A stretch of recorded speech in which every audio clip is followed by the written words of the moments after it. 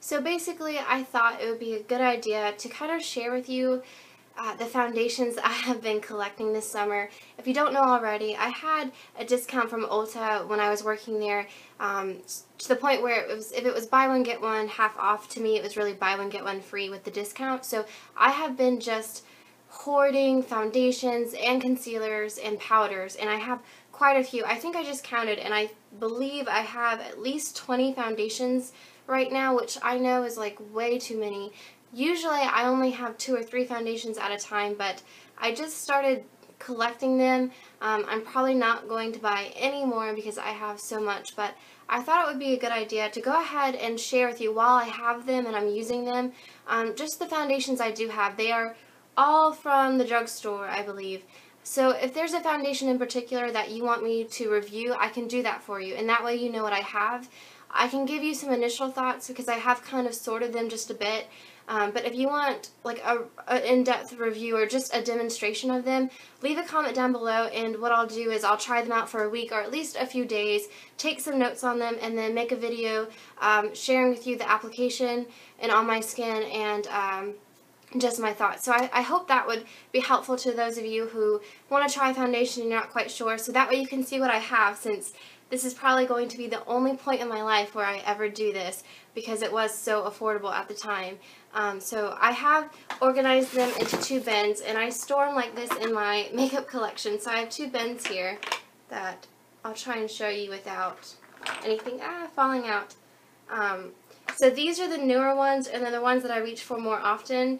And these are the ones that go on the far side of my vanity where I don't reach for them that much. But I'm going to share all of them with you, and I'll start with this one. I'm just going to pull them out and say a few words and move on so it's not such a long video. This first one is the Ulta Fabulous Face Oil-Free Compact Foundation. It is a cream foundation. I remember really liking this, however I haven't used it in a while, but it is a really nice cream foundation. It's got really good coverage, and it reminds me of the Mehron Celebre HD Pro Cream Makeup.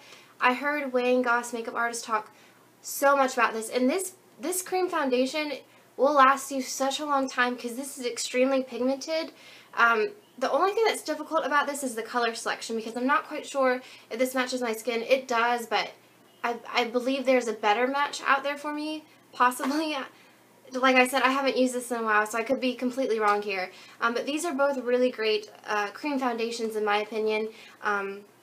They're the only 2 cream foundations I have, but I do really like them. I think this is like $10, and I bought this when it was only $5 from Ulta, and they have deals all the time. So if you're looking for a cream foundation, I do recommend the Ulta one because it is really, really creamy, and the Mehron one is extremely pigmented and very natural looking. So those 2 are my cream foundations. Then I have the Neutrogena Healthy Skin Liquid Makeup.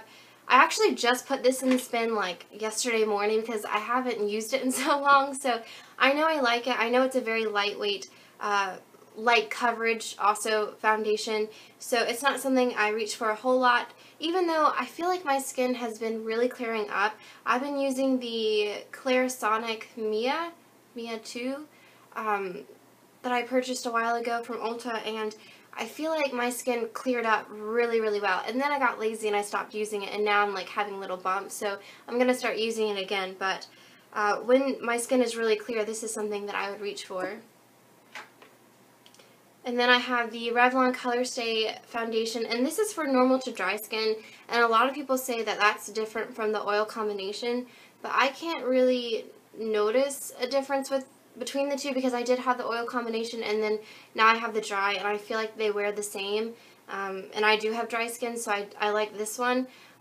But mine is in the shade Buff Cameos, and I feel like this is the perfect shade match for me, and it does really last a long time, so I really like that foundation, as I'm sure a lot of people do because it is quite a popular choice. This is the Almay Wake Up Liquid Foundation, and it really reminds me of the Neutrogena Healthy Skin, and I think I'm wearing, I don't even remember what I put on today. I think I'm wearing this. It's very lightweight, light to medium coverage. In the bottle you can see like shimmer in there, but it's not noticeable when it goes on your face. So I'm not in love with this foundation. I'm not gonna go right back out and repurchase it, but I'm happy to try it. But I just find that the texture and the application and just the wear of it is very similar to the Neutrogena one. They're very much alike, except this one comes with a pump, which is quite nice. And this is in Ivory, and the Neutrogena one is in Classic Ivory. And this has been one of my favorites lately. I'm definitely going to repurchase this. I really like this foundation a lot. It's the Maybelline Dream Liquid Mousse Airbrush Finish, and my shade is in Porcelain Ivory. I would definitely do a review on this. I love this foundation. It has an amazing application. It looks extremely natural. Like, compared to the Mehron one, it blows the Mehron out of the water when you're thinking about just the natural look of the foundation. You can't tell I'm wearing foundation when I have this on, and I really love that about it. I think the coverage is like medium. It's right there in the middle. It's got good coverage. It's not heavy duty, but it's not heavy feeling either, so that's really good. Okay, so these are like a dream team for me. They're both by Maybelline, so I have the Maybelline Fit Me Foundation in the shade 110 and the Maybelline Superstay Foundation in the shade Sand Beige. And these work really well together, but I don't think I would really want to use them apart. I always combine these. I try to separate them just to be like, oh, well, let me try it one more time on its own. And I can't even do that. Like, I have to combine them if I wear them. And they work so perfectly, so I really like these. The reason why they're good together is because the Fit Me by itself, it's a nice lightweight feel. The texture is very gel-like. What I don't like is that it takes a long time to set. It can get streaky when I apply with a brush, and it transfers. Like, I can touch my face and feel it, and I really don't like that in a foundation. Also, the lightest shade, I think I got the wrong shade, it's just a bit too light, but whatever. And then this Maybelline one is really good because it dries so fast, it blends so easily. It's a dream to put on, but the color selection is not there. Mine's in Sand Beige, and I feel like even it's too dark for me. But I didn't want to get the Porcelain Ivory because it looks like you're putting on pink foundation, so it didn't work on its own. But together these work really well. They blend so beautifully, and they set in such a timely manner, and they wear a long time, where this one's very good for long wearing. This one, it's not really so great. It might last 5 hours on its own, but together they do wear really well. They blend really well. They're not too heavy, where this might be really heavy and this is really light.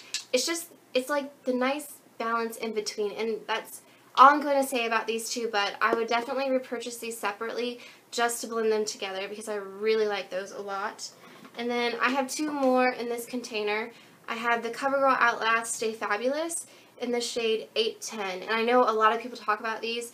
I was a bit worried because I have dry skin, so when I was applying it with a brush and kind of buffing it in, I could see the foundation on my skin a lot more than when I use the Beauty Blender. So I've been using the Beauty Blender to apply this, and I really do like it. With a brush, I don't. It just doesn't work. But with the Beauty Blender, just kind of patting it into my skin, it works really well. So this is something that I would repurchase going forward, but only if I had the Beauty Blender. With a buffing brush, no. Unless you have oily skin. If you have oily skin, then that would probably work. Dry skin, not so much. Okay, and this one is the Almay Truly Lasting Color Foundation in the shade Ivory. This one, I'm on the fence because it does wear a long time, but I'm just not sure about the texture. It's a bit, I don't know, it's a bit sticky almost. So I've been kind of trying this different ways and with different primers and with the brushes or the Beauty Blender, but honestly I've been using the Beauty Blender like day after day after day lately.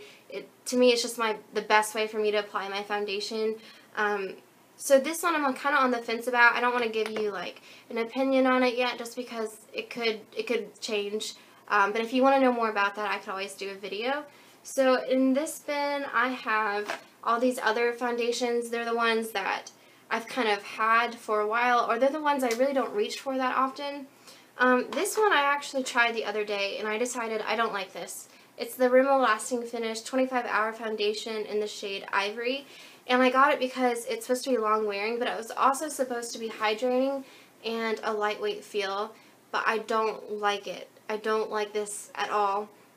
I'm probably not going to use this anymore. Just, it doesn't look right on your face. Like, when I apply it, I can see it just sitting on top of my face. Like, you can tell there's something there, and it dries and it's like sticky and it doesn't budge. So if you rub like your nose or something, it like tears the foundation and it makes it really obvious that it was there. It doesn't make any sense. It's not hydrating, like it's sticky. It doesn't feel right on my face. So when I put this on, I just took it right back off because I really didn't like it. I can see how it would be long lasting. So maybe if you have oily skin, it wouldn't be a problem, but on my dry skin, it just looked really dry and flaky, and it looked obvious that I was wearing foundation. And the other thing about this is that the color match is really bad, because this is ivory and this is too dark, and it's the shade 100. I think it was towards the lighter shades, so even their lighter shades in this type of foundation doesn't really look like a light shade. So not really a fan of this. I don't even think I'm going to use it anymore, to be honest. The Wet n Wild Cover All foundation, if you're looking for a foundation to use in like a $20 makeup challenge, or if you're someone who just kind of wants to grab something to throw in the purse in case they go to a friend's house, or who knows, if you just want something that's cheap but can get lost and you're not going to cry about it, this is really good. It's not sticky or heavy feeling like the Rimmel one, but it does have really good coverage. It does blend really well. I'm actually really impressed with this foundation. I feel like it holds up to the like $10 to $15 foundations that I have, and this only cost $3. And it says it's all day wear, medium coverage, it's lightweight, and some other stuff. But it is lightweight, it does last a long time, and it does have medium coverage. So this is a foundation that really does what it says it will. So I like that one a lot.